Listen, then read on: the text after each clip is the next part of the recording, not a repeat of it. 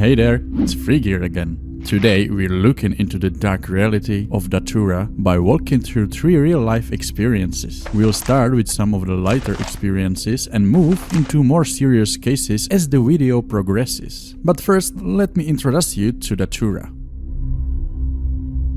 Datura is a powerful delirium. You might think it's similar to psychedelics like mushrooms or LSD, but that is a dangerous misconception. While psychedelics alter your reality, Datura completely replaces it. Most of the time, the users has no way to tell the hallucinations from the real world. To make matters worse, these effects don't just last for a few hours, they can last up to 48 hours. I strongly advise you to never even consider trying Datura. It isn't just a trip, it's a literal poison that puts the user's brain into a state of total psychosis. In some cases, the lethal dose for one person can be up to 50 times lower than it is for another. There's absolutely no way to know how your body will react until it's too late. Even worse, Datura can easily paralyze the respiratory system, leading to a lethal outcome. Imagine it being conscious and slowly losing ability to breathe. I'm sharing these stories to warn you. Remember, the people who share these experiences are the lucky ones. There are countless others who didn't make it back to tell their story.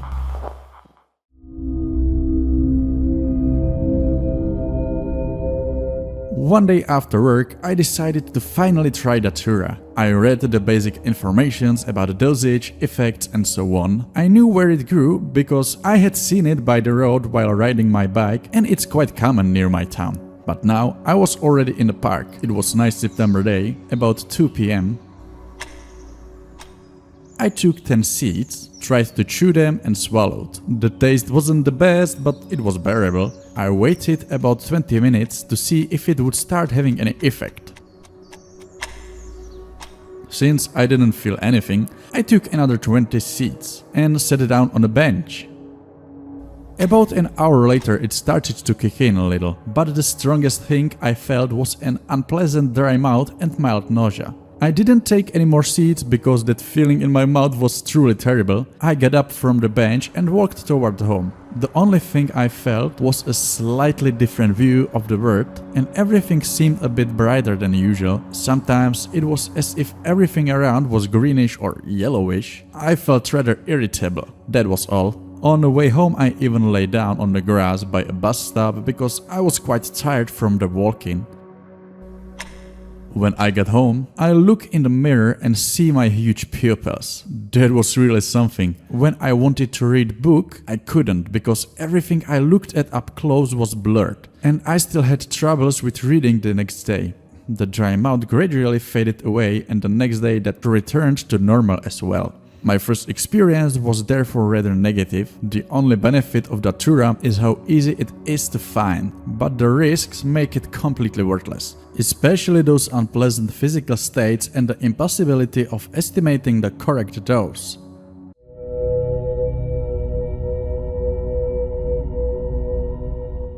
It's been some time, about a year, since a friend gave me Datura seeds, saying that whenever I'm in mood for a real ride, I should turn to them. I'm not the type of person to just take anything to get high, because I knew how dangerous those plants could be. I decided to put the seeds away for later. Not long ago, I finally decided to give Datura a try. I remembered those seeds I had stashed in my desk, and without much hesitation, I started making plans for every possible what-if scenario. I was home alone, so I decided to count and eat 60 Datura seeds. I didn't bite or chew the seeds in any way, just swallow them and wash them down. Then I proceeded to wait and I put on my favorite movie, The Doors. Already while watching the movie, I felt a sense of relaxation and euphoria.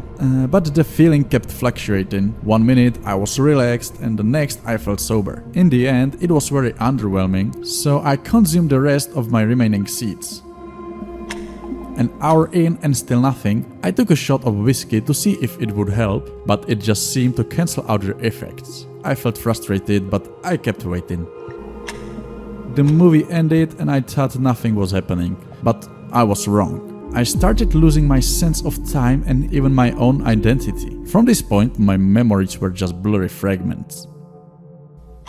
Now I suddenly realized the change. Partial dry mouth, slight loss of coordination, euphoria, lightheartedness, loss of orientation in space and time. It occurred to me that I had to get out of the apartment and I was no longer aware that I had taken the seats or that I was about to face the consequences. Everything outside looked ordinary, but I couldn't stop laughing. Every person I saw seemed hilarious for no reason, and I felt this strange, uncontrollable urge to laugh at the world around me. Also, some people seemed very ridiculous to me in their appearance, as if I saw them differently. I remember seeing a man who looked incredibly large and imposing due to the effects. My mind was so twisted that I stood there laughing at how big he seemed to be. Then random memories and faces from my past began to bleed into my vision. I felt a sudden crashing fatigue taken over my body. I knew I had to get home before I collapsed, so I started walking back. That's all I remember until 3:15 p.m. I managed to shamble to my bed, my body feeling incredibly heavy and drained. I was in a strange, carefree state, occasionally singing songs to myself as I lay in the dark. Soon my memory started cutting in and out. I began having these flashes. Brief moments that I felt as real as anything else, but made no sense. I'm 100% sure they were not dreams. In between them, my mind was totally void. I made a list of these flashes one by one. I collapsed into a deep, heavy sleep, haunted by chaotic visions I can't quite remember. I'm lying in my bed watching my brother walk past me. My father woke me up, and for some reason I was incredibly rude to him, which isn't like me at all. I snapped at him to just leave me alone. He said something about me taking my anger out on him because of some girl, and then he was gone. I'm hungry. I'm in the kitchen. I'm sitting at the computer watching Futurama and eating spicy Mexican beans, but eating is almost impossible. My mouth is so bone dry that trying to swallow through my parched throat actually hurts. I head to the bathroom and find my brother at the computer. For some reason, seeing him there makes me angry. I mumble something under my breath and keep moving. I'm lying in my bed, opening my eyes and finding that I've lost the ability to visually focus on anything within half a meter of my eyes. I feel better, less dazed, fresher. It's already dark. I'm sitting at the computer chatting with my friend, reading on the internet with great difficulty, and watching videos. I'm in bed in dark room, playing music on my MP3 player. I tried to look at the digital screen, but I just can't see a thing. My eyes won't focus at all. I fall asleep in a flood of crazy and chaotic visions that jump one after another in 1 second intervals.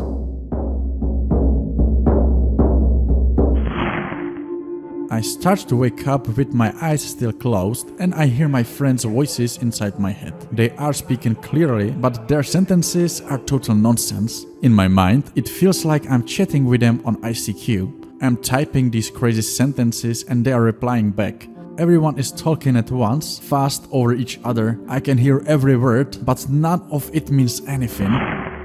I finally open my eyes, see it's 6 a.m.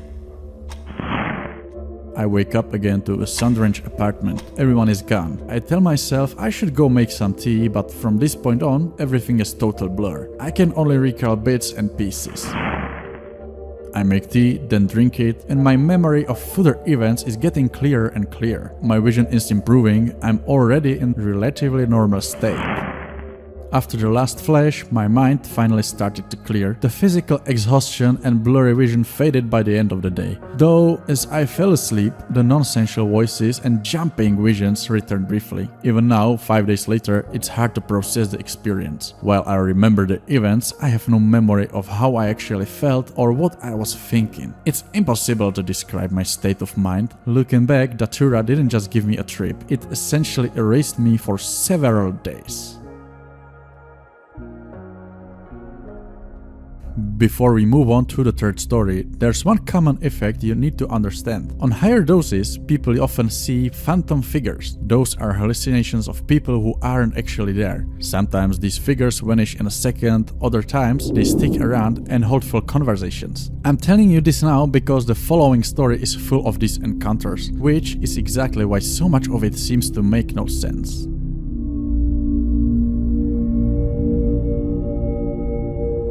I I was 22 years old back in 2007 when I headed to a local music festival. I'd already had few beers when I decided it was time to try the 80 Datura seeds I'd been given. Around 7 PM I chewed them up and swallowed. It'd been just 30 minutes and the effects were already hitting. My mouth went bone dry and I completely lost my sense of distance, balance and coordination. My memory of the night is fragmented, so I'll piece this together using the notes I took and the moments I remember. I truly believed that I was home in my bed. I reached into my backpack for my hoodie, only to realize I'm still at the festival. And I don't have my hoodie or my backpack. I realize I've lost everything and started searching the grass. I see my juggling toy in the grass, but it's charred by fire. I asked a friend who did it, and he tells me, "It was that bald guy that nobody likes." I keep searching for my things. I see my backpack on the ground several times, but when I try to pick it up, it's like frozen to the ground. When I pull harder, it rips apart like it's made of thin paper. The world around me is surreal. I see people submerged up to their waist in concrete. A man lying in the grass asks me to help him up, but when I grab him, he tears apart just like the paper backpack. Everything on the ground is flat and frozen. As time passes, everything seems to be unfreezing. I see my broken MP3 player, but the headphone cable turned into blades of grass. Smashed phones everywhere on the ground are turning into cigarette packs. Food trays on the ground turn into birth certificates. I see pile of black wallets by the trash cans, but when I go to yell, "Hey, did someone lose a wallet?" they turn into empty plastic boxes. I ask a stranger if he's seen my backpack. He tells me to look down. Suddenly I see it by a bush, but when I grab it, I'm just holding a handful of grass. Festival employees start screaming at me that the festival ended long ago and I'm the only one left there. I tell him in dry, raspy voice that I'm looking for my backpack. He just tells me that I should have looked for it sooner. Suddenly, I'm in my room. I sit on the floor, shivering. My things are scattered everywhere. Then I realize my room has no walls. The vision of the room vanishes and I'm on the edge of a dark forest. I met two friends, Eric and David. Now, Eric was actually already at home, and David wasn't even at the festival at all that day. We talk, David leaves, and Eric stayed sitting on a bench. Suddenly, David is standing behind me. I keep spinning around to find David, but when I reach out to touch Eric, they both vanish into thin air. There was never anyone there. I try to go home, but I walk in circles for 30 minutes. I find myself back at the festival ground, which I now think is the ground floor of my house. So I try to find the stairs to the upper floor, but I run into the grumpy employee again. Eventually, I remember crossing the bridge and I made it to the bus stop. At the bus stop, I see my mother. She tells me to look at her and asks what's wrong with me because according to her, I look strange. Then I walk away in shame. When I look back, men are waving at me and I think they found my backpack. I run back past a naked man behind the bus stop, but when I got there, the people vanished. Then I see a sand pit and an underground bunker near the bridge. Actually, the next day I walked there and confirmed that neither exists. Suddenly the sun is rising. I'm in a residential area. I see a 3-meter tall black eagle fly through the sky and land on a utility pole. Swarms of black insects are flying everywhere. I get on a different buses and trams, but none go to where I expect. People shout at me, but I can't respond. I don't know if they are real, and I'm terrified that people will think I'm insane if I answer. Later I was with Eric again, when he suddenly yells, "Watch out, it landed on you!" I shake myself off and I see an insect the size of a rat fall off me. It looked like a spider crossed with a mantis. I walked through a park with one of my friends. We talked for a while until I remember he actually lives 400 kilometers away. Then he immediately disappeared. Later, I'm in an underpass with David and 4 girls walking behind us. When we reach the end, the exit is closed. I say something to David and he vanishes again. I reach the bridge near the city hall and look into the river under it. I see giant fish that look like sharks. A woman stands next to me and says, "The Japanese shark lives there too. It's harmless as long as you know where its eye sockets are." Later in the park, I see 10 benches. On every single one sits a pair of blonde girls, staring straight ahead without a move. I blink my eyes hard and they disappear. That's when I realize that intense blinking is how I can reveal what is a hallucination. I walk past a statue and I see my mother again. My mother yells at me to go talk to the nearby group of about 10 bald men, but I'm too scared to do that. I see 2 maintenance men carving a dog out of a bush, but the bush was half plant, half machine. It goes out of control and they try to kill it by cutting its spine made of wood. Finally, I see 2 trees with people living inside them. One tree person is spinning on a place and the other asks a passing child if they want to touch his bark. The mother pulls the child away. Birds in the trees are racing each other and a large bird explains the rules of the race to me. Also in the branches there are 2 African grey parrots having complex conversations. The last thing I see is a group of school kids with a teacher. They look perfectly real until I blink and they vanish again. I finally made it home and slept for 8 hours. When I woke up, my pupils were still so huge. By the way, I never found my phone in a backpack. Also, one of my friends once described this state perfectly. It is the projection of the mind into reality. It isn't like psychedelics. There's no expansion of the mind. It is a seamless, terrifying fusion of a dream world and waking reality. If you made it this far, share your opinion in the comments. And if you'd like to support my tiny channel, subscribing helps me out a lot.